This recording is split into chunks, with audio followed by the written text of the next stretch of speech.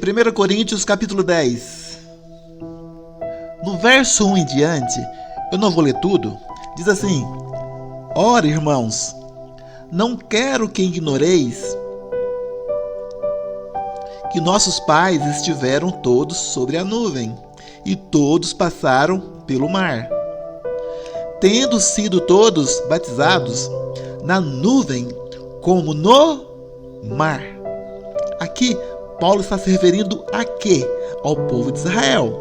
O povo de Israel que tinha saído do Egito, e eles chegaram então na beira do mar. Na beira do mar. E Paulo diz que quando eles atravessaram, aquilo era o batismo. Hoje o nosso batismo é nas águas. Mas, em tipologia, a passagem pelo mar ilustra o batismo nas águas. Lá no verso 10, 1 Coríntios 10, verso 10, Paulo diz assim, perdão, não é o verso 10, é o verso 11. Essas coisas lhes sobrevieram como exemplos. Então Paulo está dizendo que o que está no Velho Testamento é apenas uma ilustração. Essa palavra exemplo no grego é tipo. Tipo é uma palavra que também veio para o português. Tipo é um outro nome para letras. Quando você escreve um livro, você tem que escolher qual tipo vai ser usado, ou seja, qual vai ser o estilo da letra. É chamado de tipo. Antigamente tinha um tipo de gráfica chamado de tipografia. Que tipo é isso? Então, o que agora nós usamos muito isso aqui? Nós dizemos, olha, Isaac é um tipo de Cristo. José é um tipo de Cristo.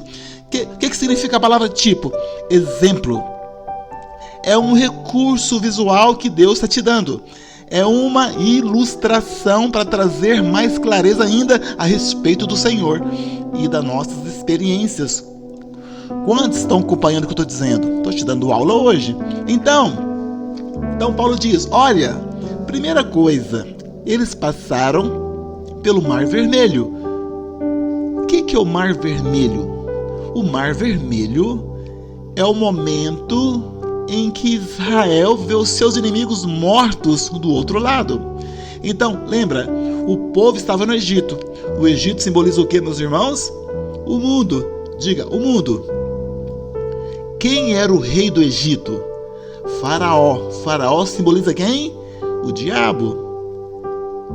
Deus então vem para redimir o povo, para libertar o povo. E como é que o povo foi liberto? Pelo sangue do cordeiro. Eles pegaram o cordeiro, imolaram e passaram o sangue nos umbrais das portas pelo lado de fora. Quando o anjo da morte veio, não pôde entrar. Por que ele não pôde entrar? Porque as pessoas lá dentro eram boazinhas? Porque as pessoas lá dentro não tinham pecado? Não, ele não pôde entrar porque tinha um sangue aplicado. Naquele dia do juízo, você não tem que se preocupar. Você pode não ser o melhor, nem o mais bonzinho, mas o sangue foi aplicado na sua vida. E a morte não tem mais poder sobre você. Você está destinado para a glória. Aleluia. Aleluia. Mas, você sabe, a redenção tem dois momentos. Tem a redenção legal e tem a redenção pela força. O poder de Deus vai ter que agir às vezes. Preste atenção no que eu vou dizer. Legalmente, quando o cordeiro morreu, o povo foi redimido. E no outro dia, eles despojaram os egípcios e saíram porque agora tinham que ir embora. Se eles tivessem permanecido no Egito, eles estariam ainda debaixo da autoridade de quem, meus irmãos? Esse que é o problema com alguns crentes. Eles creram no sangue, mas ainda não se batizaram. Eles creram em Jesus, mas não querem se batizar. O que eles estão escolhendo? Morar no Egito. Se você está no Egito, mesmo tendo sido redimido pelo sangue, Faraó ainda tem poder sobre a sua vida. Mas tem um momento que esse poder cessa, essa autoridade cessa. E isso é a redenção pelo poder. A Bíblia fala que eles foram caminhando, chegaram no Mar Vermelho. Diz a Bíblia que Faraó resolveu ir atrás com seu exército, queria matar o povo. Era o inimigo vindo. Nós também temos inimigos hoje. 3 inimigos. Diga, nós temos 3 inimigos: o mundo, a carne e o diabo. O mundo é o Egito. O diabo é Faraó. A carne é a vida natural que eles viviam no Egito. 3 inimigos. Eles vão perseguindo o povo. Diz a Bíblia que Deus saiu na frente e se colocou atrás do povo, como uma coluna, de maneira que Faraó não podia passar. E eles então atravessaram o mar com o pé a seco, diz a Bíblia. E quando o último saiu do mar, Deus então permitiu que Faraó entrasse com seu exército, e Faraó os perseguiu para dentro do mar. E quando Faraó entrou, diz a Bíblia, o mar desabou sobre eles. E diz a Bíblia que Moisés e o povo, do lado de cá, olhou na outra margem, e Faraó e seu exército estavam mortos. Olha para cá. A passagem pelo mar simboliza o batismo. Batismo é Romanos 6. Tá me ouvindo? Você morreu quando ele morreu. Você foi sepultado com ele nas águas pelo batismo. E quando você saiu das águas, você entrou numa nova vida. Você mudou de endereço. Você está do lado de cá do mar.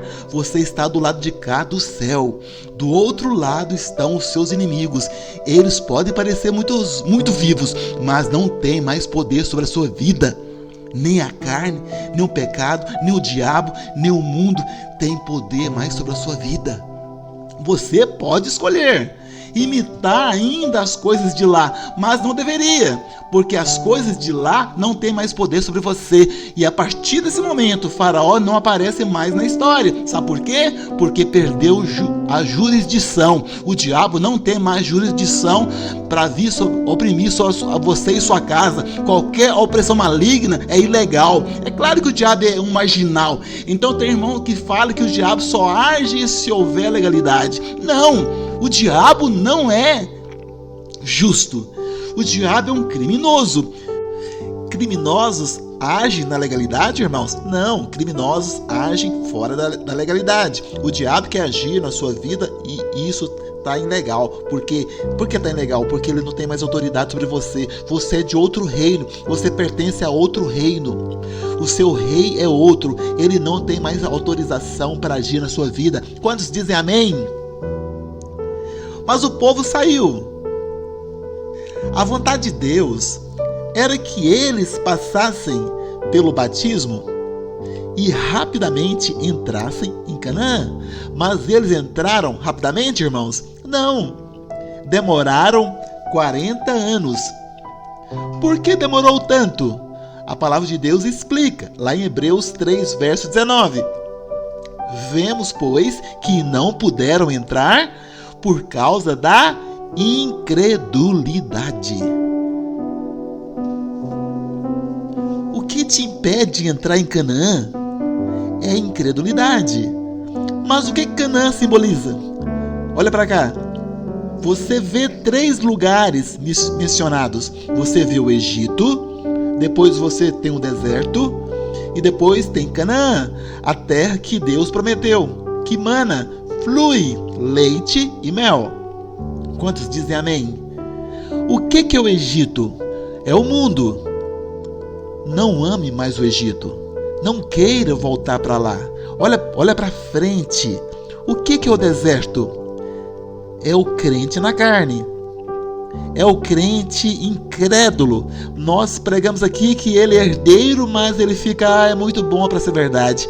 Nós pregamos que ele é amado, ele fala, mas e a ira de Deus? Deus é justo. Ele está sempre descrendo da verdade do evangelho. Por isso ele vive uma vida seca, árida. Pastor, mas ele é filho. Sim, no deserto a roupa não envelheceu. o sapato não furou. Entendeu? Ou seja, Deus supriu. Mas, incrível ainda, tinha comida todo dia que caía do céu. Então não importa se você é um filho maduro ou imaturo, a graça de Deus está sobre você, filho. Mas veja, o melhor de Deus não é o maná caindo do céu. O melhor de Deus não é vestir a mesma roupa há 40 anos. Amém, irmãos? Irmãs? Quantas irmãs queriam a mesma roupa há 40 anos? Seja honesta. Eu queria. Meu sonho é não ter que escolher roupas. Roupa, né? Por isso no meu guarda-roupa só tem 3 cores: preto, branco e azul. E preto aí eu incluo cinza, porque é um tipo de preto. Tudo para eu poder olhar e falar, já sei o que vai ser. Camisa branca, calça preta e blazer azul, aleluia. 40 anos desse jeito no deserto. Mesma roupa, mesma roupa. Você acha que isso é o melhor de Deus? Não, o melhor de Deus é Canaã. Sabe outra coisa? No deserto eles não celebraram nenhuma festa. Porque gente no deserto não tem motivo para festejar. Porque na Bíblia, festa está associado com plantio e colheita. No deserto não se planta e não se colhe. Na verdade, no deserto você não trabalha, não tem nada para fazer no deserto. 40 anos de tédio. Tédio é sentar e esperar o dia passar e nem paisagem tem para olhar. Tédio.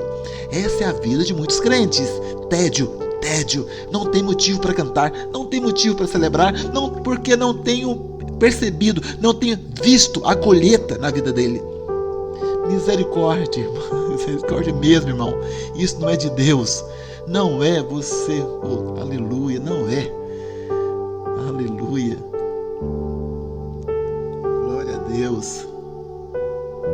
Olha para cá. E aí? Tédio. Não tem o que fazer. Não planta e não colhe. Isso não é vida abundante. Vida abundante é entrar em Canaã.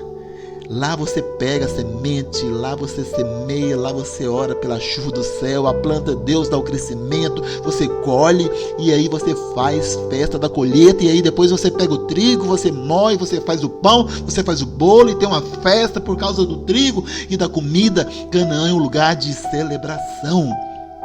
Canaã então simboliza o quê? Vida abundante. Tá me ouvindo? O Egito é o que, meus irmãos? O mundo. O deserto é a vida na lei. É a vida no merecimento. É o crente na carne. Mas Canaã é o crente que entrou na posse da herança. Mas sabe de uma coisa? Canaã está cheio de inimigos. Está cheio de demônios em Canaã. Por quê? Porque o diabo não importa se você ficar no deserto. Ele deixa você no deserto. Ele não liga, não é ameaça para ele. Mas em Canaã, ele vem para resistir, ele vem para se opor.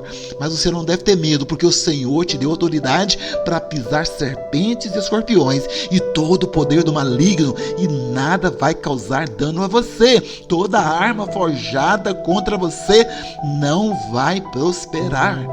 Ele vai forjar, ele vai até apertar o gatilho, mas vai elencar, não vai sair a bala. Sabe por quê? Porque esse é o direito que procede do Senhor para você. Tá me ouvindo? E aí, a vontade de Deus é que você entre em Canaã, mas entre o deserto e Canaã tem um outro obstáculo, que é o Rio Jordão. Então você tem duas passagens. Você tem a passagem pelo mar e a passagem pelo Jordão. Se você nunca leu a Bíblia, você deve estar agora achando que a pregação está muito difícil. Mas eu espero que você use isso como uma curiosidade para chegar em casa e pregar sua Bíblia e ler. Está lá no livro de Josué. É uma história muito gostosa de ler. E agora eles têm que atravessar o rio. O Senhor falou para atravessar o rio, mas tem uma diferença. Quando eles estavam atravessando o mar vermelho, Deus só falou para ele o quê? Para Moisés: pegue o bordão e fere a água e entra. Não tinha arca, era só entrar. não tinha outra coisa. Mas agora é diferente. Deus não falou para Josué chegar e ferir a arca com bordão. Ele falou o que para Josué? Pega a arca da aliança, carregada pelos sacerdotes, e você vai levar a arca. Quando a arca levada pelos sacerdotes e esse sacerdote pisarem na água, ou seja, vão chegar e pisar, mas na hora que eles pisarem, o rio vai se abrir e você vai passar em seco. Preste atenção, a experiência do Mar Vermelho não pode ter o mesmo significado do Rio Jordão. A experiência do Mar Vermelho é o batismo nas águas, é Romanos 6. Mas a experiência do Rio Jordão é a libertação da lei, é Romanos 7. Por que não tinha arca quando atravessaram o mar? Porque a lei só foi dada depois. Não tinha lei ainda. Entendeu? Mas depois que a lei foi dada, então agora é preciso que a arca entre primeiro. A arca vai adiante, porque o teu Deus vai adiante de você. Você não tem que temer, você não temer coisa alguma. Deus vai adiante de você. Há um rio para ser cruzado, mas ele vai adiante de você. Deixa eu falar um pouquinho da Arca da Aliança. A Arca da Aliança, ela era uma urna, um baú, feito de madeira de acácia. A madeira de acácia na Bíblia simboliza humanidade. Mas a arca deveria ser coberta totalmente com ouro. A madeira estava lá, mas não dava para ser vista mais. Agora só se via o ouro. O que é o ouro? O ouro é a glória, a divindade. É a divindade de Deus. O que significa então madeira coberta com ouro? Que Jesus era plenamente homem e plenamente Deus. Houve um dia que Deus pisou nessa terra. Eu gosto de ir a Jerusalém só para dizer isto. Ele pisou aqui. Eu gosto de ir para o Monte das Oliveiras só para poder dizer: ele chorou lágrimas de sangue. Não, perdão, transpirou lágrimas. Transpirou o suor de sangue aqui. Eu gosto de chegar lá e dizer: ele veio andando aqui, descendo esse monte, o Monte das Oliveiras, nas costas de um jumentinho. E as multidões colocavam folhas de palmeira na frente, colocavam as suas roupas e diziam: Hosana nas maiores alturas, bendito que vem em nome do Senhor. Eu gosto de ir e dizer: Deus pisou aqui, vai pisar de novo, porque ele vai voltar no mesmo monte que ele subiu, ele vai voltar no Monte das Oliveiras. Em nome de Jesus, amém. Oh, glória a Deus. Você está destinado, irmãos, para esse dia também, amém? Então ele era plenamente homem e era plenamente Deus. Em cima da arca tinha uma tampa. O nome dessa tampa era propiciatório. O propiciatório era todo de ouro. E ele foi feito de uma única folha de ouro, peça de ouro, que foi batida, moldada. E em cima do propiciatório tinha 2 anjos, na verdade chamados querubins, que são anjos poderosíssimos no céu. Vou falar deles para você outro dia. E esses anjos estão com as asas abertas, um de frente para o outro, olhando para baixo. Estão olhando para baixo por quê? Porque eles são guardiões da glória de Deus. Por isso que quando o homem pecou, Deus colocou 2 querubins. Aonde? Na árvore da vida, com espada chamejante na mão. Ninguém pode chegar. São guardiões da glória de Deus. Amém?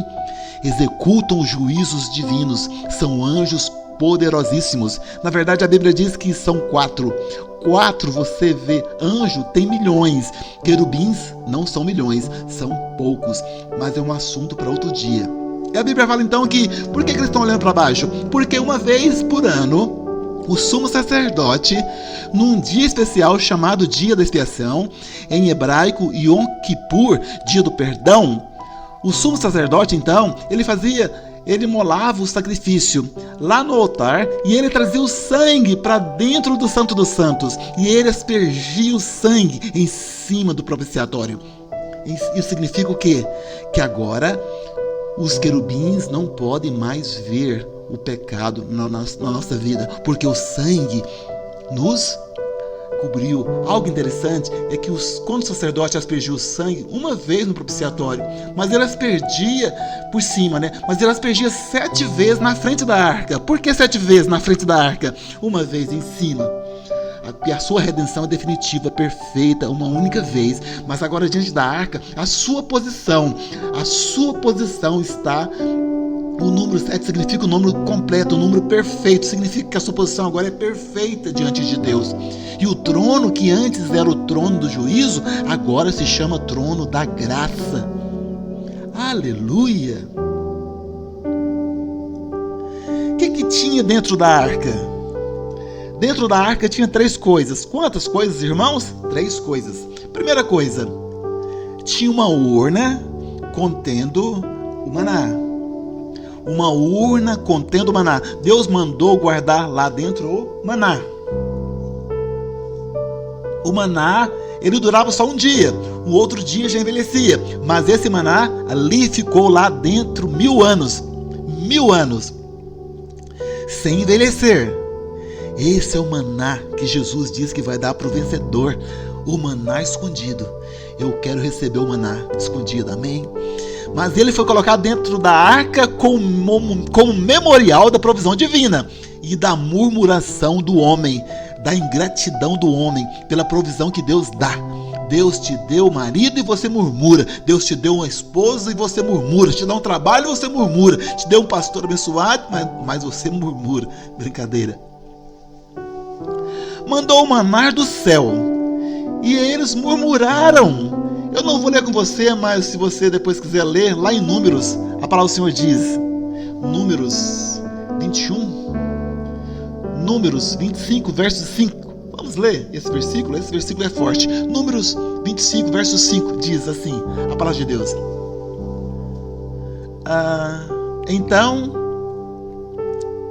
Então Moisés disse aos juízes de Israel.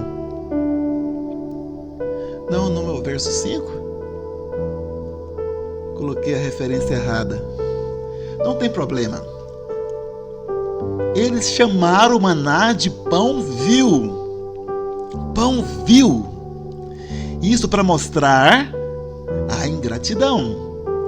Segunda coisa que estava dentro da arca era a vara de Arão que floresceu. Lá em Números, capítulo 15, um grupo de pessoas chamado Coré, Datã e Abirão, 21:5. Obrigado. Então Coré e Datã se rebelaram contra o Senhor e contra a autoridade de Moisés e Arão. Eles foram rebeldes à autoridade. Diz a palavra de Deus que eles disseram assim: todos nós somos santos, todos nós aqui somos escolhidos de Deus e vocês estão querendo se achar melhor do que nós. Aí Deus falou para eles: hoje vou mostrar quem é que eu escolhi. Pega um homem, um príncipe de cada tribo, e traz um pedaço de vara de amendoeira, limpa, sem nada. Corta ela, escreve o nome nessa vara, um para cada tribo, e coloca lá no Santo dos Santos. E amanhã eu vou dizer quem eu escolhi. Na vara de Levi você vai escrever o nome de Arão. A Bíblia fala que no outro dia aquela vara estava morta. Está me ouvindo? Aquela vara estava morta, mas no outro dia a vara de Arão tinha dado flores e já tinha brotos de amêndoas nascendo. Significado é auto-evidente. É vida que procede da morte. Isso é para confirmar Cristo. O selo de tudo é que ele morreu, mas ressuscitou. Da morte veio a vida. Mas isso também aponta para nós, querido. O ministério escolhido por Deus é aquele que ministra vida.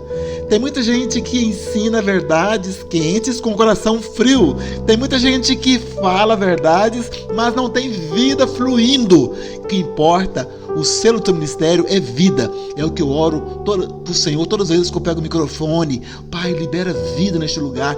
Enquanto eu falar, que orações sejam confirmados, aquecidos pela vida. Mas Deus mandou colocar a vara que floresceu dentro da arca, para lembrar o quê? A rebelião. E a terceira coisa que Deus mandou Moisés colocar foram as 2 tábuas da lei. A lei, você sabe, ela foi dada para mostrar a nossa pecaminosidade, a nossa incapacidade de cumprir os requisitos justos de Deus. E aí então, essas 3 coisas estavam lá, mas coloca aí a imagem da arca, por gentileza. Deixa ela aqui para ilustrar. Mas ninguém via o que estava dentro da arca, porque tinha uma tampa cobrindo. Como era o nome dessa tampa? Propiciatório. Essa palavra é de onde vem a palavra propício, ser propício a mim, pecador. Ou Deus ser propício a nós, ou seja, faz por nós propiciação, torna-nos aceitáveis na tua presença por causa do teu sangue. Então veja, o sangue era aspergido ali no meio das asas dos querubins, no lugar também onde Deus falava com Moisés. Era aspergido ali para quê? Para os guardiões da glória de Deus, da justiça de Deus, não verem o que está dentro da arca.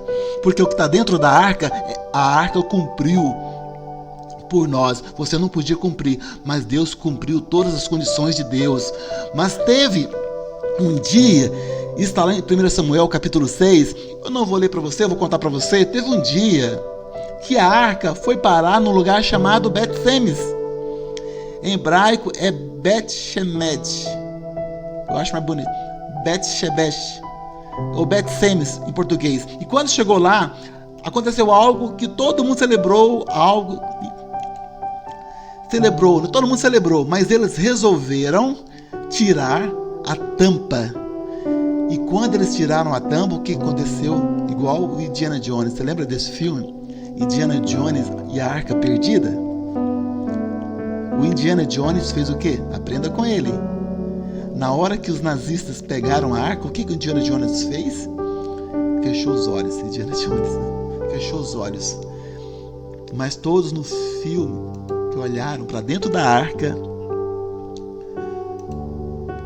morreram. Foi o que aconteceu em Bet-Semes. Quem olhou para dentro da arca morreu. O que significa olhar dentro da arca? Significa abrir mão da propiciação. Significa abrir mão do sangue que foi aplicado ali e tentar você mesmo cumprir os justos requisitos da lei.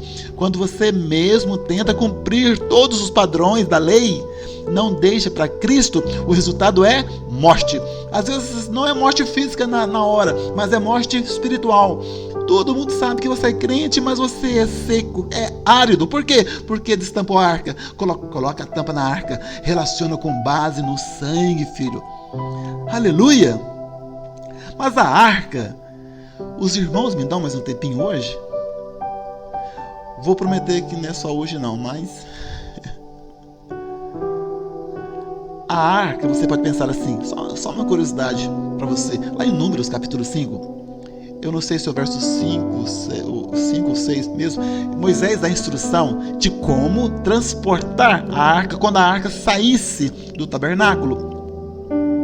E a orientação lá é o seguinte: a arca, quando você for tirar ela deve ser coberta, é 4 verso 5, Números 4 verso 5, e diz assim: quando partir o arraial, Arão e seus filhos virão e tirarão o véu de cobrir, e com ele cobrirão a arca do testemunho. Muito bem. A arca, quando ela saía, ninguém via a arca, porque ela era coberta primeiro com o véu. Qual o véu? Aquele que se rasgou. Aqui não tinha rasgado ainda, mas agora já se rasgou. Agora você pode olhar para ele em fé. Primeira camada, então, era o véu. Segundo, em cima do véu, em cima dele colocarão uma coberta de peles finas. Essas peles finas no original é pele de animal marinho, muito forte, muito resistente, muito durável. Essa era a segunda coisa em cima. Mas tinha uma terceira. Isso é que as pessoas viam. E sobre ela estenderão um pano de que cor, irmãos? Azul. Então, quando as pessoas olhavam para a arca saindo, elas viam os querubins, elas viam a arca. O que elas viam? Um pano azul. Só isso que elas viam. Por que o pano azul? Azul aponta para quê? Para o céu. Deus cobriu Jesus com o azul do céu. Se você quiser vê-lo, você tem que enxergá-lo além do azul. E além do azul é só pela fé. Glória a Deus. Temos que contar para as pessoas que além do azul, a arca está lá. Além do que você está vendo aí, porque esse mundo todo está coberto com pano azul. Porque a arca vai aparecer. Os céus vão se rasgar e todo olho verá. É esse pano, hoje está cobrindo, mas vai parar de cobrir em nome de Jesus. Quantos dizem amém? Mas aí Deus então manda Josué pegar a arca, né, e levar. Vamos ler Josué 3, verso 13. Porque há de acontecer que assim que as plantas dos pés dos sacerdotes que levam a arca do Senhor, o Senhor de toda a terra, pousem nas águas, serão elas cortadas, a saber, as que vêm de cima, e se amontoarão. Preste atenção, diz a Bíblia, que naquela época era primavera, era o primeiro mês, e o rio estava transbordando. Hoje o rio nem chega a esse ponto onde aconteceu a travessia, porque a água é toda usada, mas naquela época o rio era caudaloso. E quando eles pisaram, a arca pisou, o rio cortou. Vamos continuar, verso 14. Tendo partido o povo das suas tendas para passar o Jordão, levando o sacerdote a arca da aliança diante do povo, e quando os que levavam a arca chegaram até o Jordão, e os seus pés se molharam à borda das águas, porque o Jordão transbordava sobre todas as suas ribanceiras, porque era dia de colheita, pararam-se as águas que vinham de cima. Parou as águas, foi represada, e levantaram-se num montão muito longe da cidade de... Aqui está escrito Adã, no original é Adão. Adão mesmo, primeiro homem. Aqui as águas, elas foram empurradas. Está me ouvindo? A cidade de Adão ficava mais ou menos uns 50 quilômetros do lugar onde eles atravessaram. A Bíblia fala que Deus empurrou as águas até a cidade de Adão. Muito longe, que fica ao lado de Sartã. Muito bem, Adão apronta para Adão. Quando Cristo entra nas águas da maldição, ele leva a maldição de volta até Adão. Ele carrega tudo, de maneira que sobre você não tem mais nada. E as águas que estavam ali, elas escorrem para o Mar Morto. Dali até o Mar Morto, está tudo seco. Não há mais maldição na sua vida. Toda a maldição que veio por meio de Adão, as águas foram levadas até lá. A obra de Cristo atingiu tudo, porque ela é atemporal. A cruz de Cristo não está sujeita ao tempo, está fora do tempo. Por isso ela atinge todos nós, em todas as fases da nossa vida, ao mesmo tempo. Alguém diga glória a Deus. Mas também, essa cidade fica ao lado de Sartã. Agora, na Bíblia, nada é por acaso. Os nomes têm significado. E Sartã significa angústia, aflição. Olha para cá. Quando a arca pisou na arca, através dos sacerdotes, toda a maldição de angústia foi desfeita na sua vida. Tá me ouvindo? Você não tem mais que andar mais com o coração aflito, filho. Você vive em paz na presença de Deus. Eu tenho paz com meu Deus. Não estou dizendo que não há lutas aí fora, mas não tenho mais aflição nem angústia dentro de mim, porque o sangue de Jesus me reconciliou para sempre na presença dele. Se você crê, diga amém, aleluia. Essa é a vontade de Deus, foi isso que aconteceu. E a Bíblia fala então, volta para o verso 3, Josué 3, verso 3. Olha o que o Senhor ordenou, e ordenaram ao povo dizendo: quando virdes a arca da aliança, quando virdes o que, meus irmãos? Mas não tinha 4 homens levando a arca? Tinha. Por que a arca era carregada? Porque é uma maneira de exaltá-la. Você já viu? Quando o campeão vence e os outros então erguem ele para cima, quantos já viram isso acontecer? E essa é a cena. O nosso campeão venceu. Nós erguemos ele para cima e dizemos: Ele é o Senhor, Ele é o Senhor, adore-o. É isso que os sacerdotes estão fazendo. Mas olha o que o Senhor diz: quando virdes a arca, siga a arca. O Senhor não falou para seguir os sacerdotes, o Senhor falou para seguir a arca. Olha para cá, você não segue pastor, você não é seguidor de pastor nenhum, você é seguidor de Cristo, você é seguidor da arca, você quer saber da palavra de Cristo. Quando eu vim aqui e conto para você a palavra de Cristo, siga a arca. Siga a arca, ela vai te levar para o outro lado. Quantos dizem amém? E como eu disse para você, lá no Mar Vermelho, que aponta para o batismo nas águas, não tinha arca, porque não tinha lei, mas agora tem lei. Tendo lei, é preciso a arca, e a arca é que abre o rio. E o que é a passagem no rio? Romanos 7. É a libertação do merecimento da lei, é a libertação da justiça própria. Só isso permite você entrar na posse da terra que mana leite e mel. Só há vida abundante para quem venceu o merecimento. Se os irmãos quiserem voltar para cantar aqui, final. Amém. E aí o Senhor diz o quê? O Senhor diz, vamos continuar lendo. E ordenou o povo dizendo: contudo, não, vamos ler o 4. Contudo, haja distância de cerca de 2.000 côvados entre vós e ela. Qual que é a distância que tinha que ter entre o povo e a arca? 1 côvado, mais ou menos meio metro, para você ficar fácil de entender. 2.000 côvados, essa é a distância. Por quê? Se Deus tivesse deixado o povo ficar perto, poderia ser que alguém presumisse que o rio abriu por causa dele ou por causa do povo, mas Deus não divide a sua glória. Lembra que eu te falei hoje? Toda glória seja ao nome do Senhor Jesus. São tudo para a glória do Senhor Jesus. Amém? Olha para cá. Deus então falou para ficar 1 quilômetro mais ou menos de distância, para que eles vissem que era a arca que ia abrir o rio, e não eles. É a arca que faz o milagre na sua vida, não é você mesmo. Mas 2.000 pode ter um significado profético também. Olha para cá. Isso não está no seu boletim, você pode anotar se você quiser. 2.000 pode significar 2.000 anos. Existe uma coincidência interessante. Coloco para sua apreciação. De Abraão a Cristo foram 2.000 anos. A genealogia em Mateus começa em Abraão. Por quê?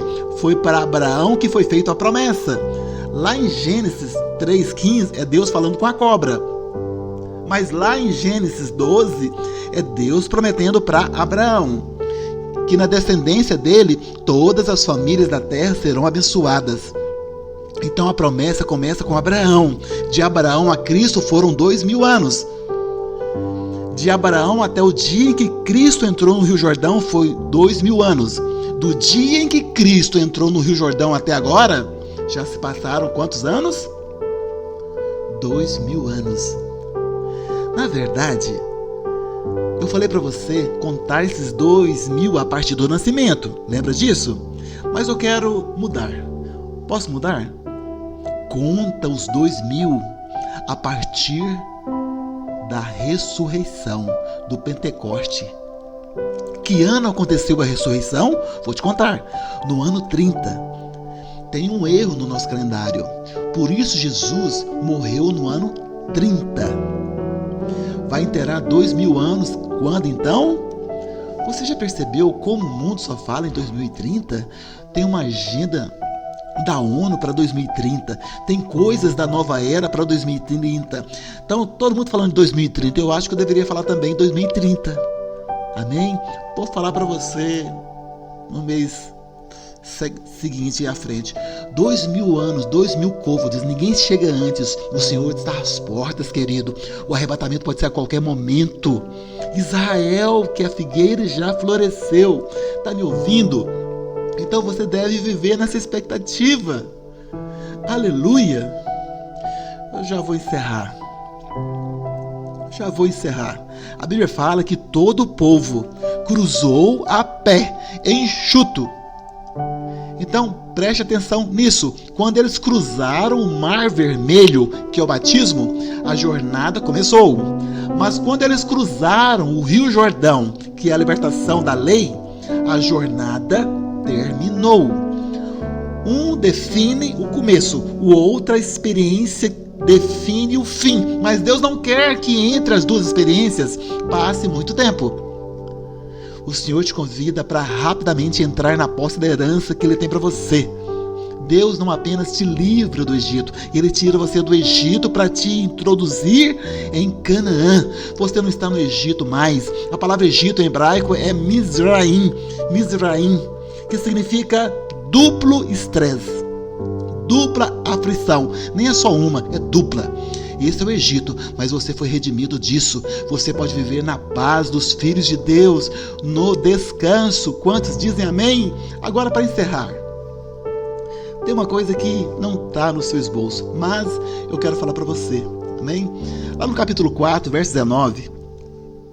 Capítulo 4, verso 19. Conta o dia que aconteceu. Josué 4:19 diz: Subiu, pois, do Jordão o povo no dia 10 do primeiro mês. Que dia, meus irmãos? 10 do primeiro mês. Nada por acaso na Bíblia. Você sabe que dia é esse? Lá em Êxodo, capítulo 12, Deus disse para Moisés: no dia 10, separa o cordeiro. E no dia 14, você vai imolá-lo. Dia 14 era o dia da Páscoa, mas o dia 10º era o dia de escolher o cordeiro. O povo passou justamente no dia em que o cordeiro foi escolhido e levantado. Foi escolhido.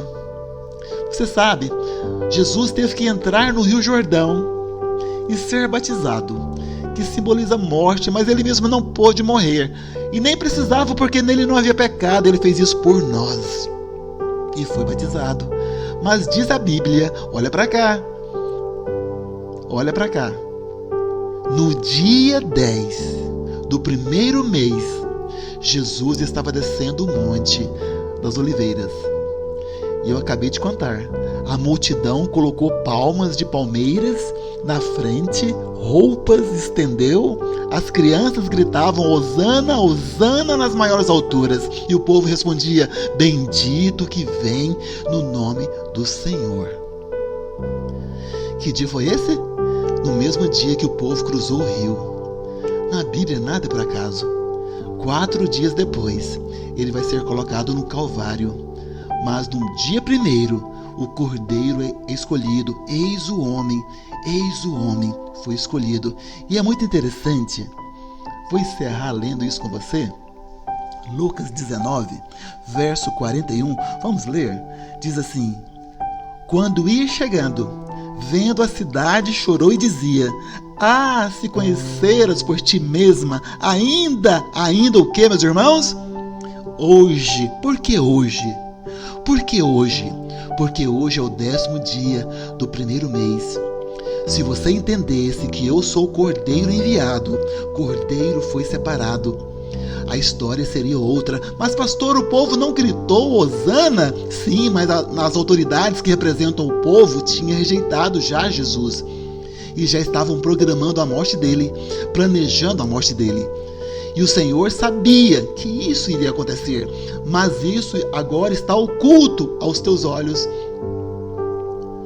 Pois sobre ti virão dias em que os teus inimigos te cercarão de trincheiras, e por todos os lados te apertarão o cerco, e te arrasarão, e aos teus filhos dentro de ti não deixarão em pedra sobre ti pedra sobre pedra. Porque tudo isso, por quê? Porque não se reconhecer o dia de hoje, não reconheceu o tempo da visitação.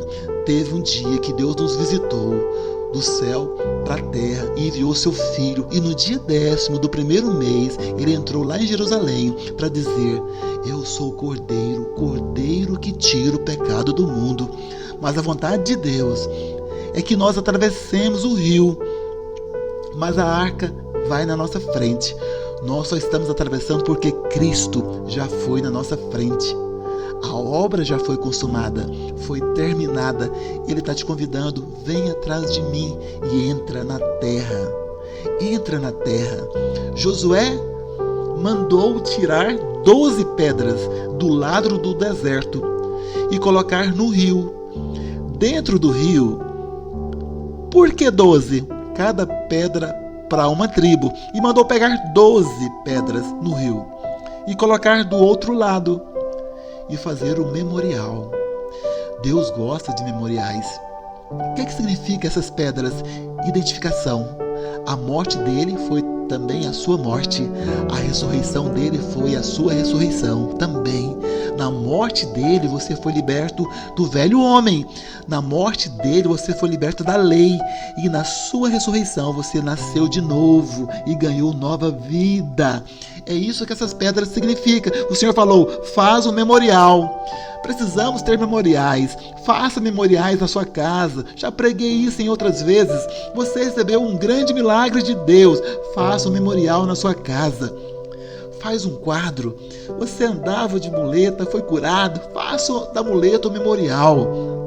Você recebeu um grande suplemento financeiro. Crie um memorial, coloque na sua sala, conta para os seus filhos. Dê chance para puxar conversa com os filhos que virão, porque eles vão dizer: Deus abençoou meu pai, vai me abençoar também. Deus ouviu a oração dele, vai ouvir a minha também. Deus é um Deus de memoriais. Por isso nós vamos festejar, porque dia de festa é dia de celebrar memoriais. Está me ouvindo? Quantos dizem amém? A palavra do Senhor é perfeita, né? Tudo é perfeito. Amém.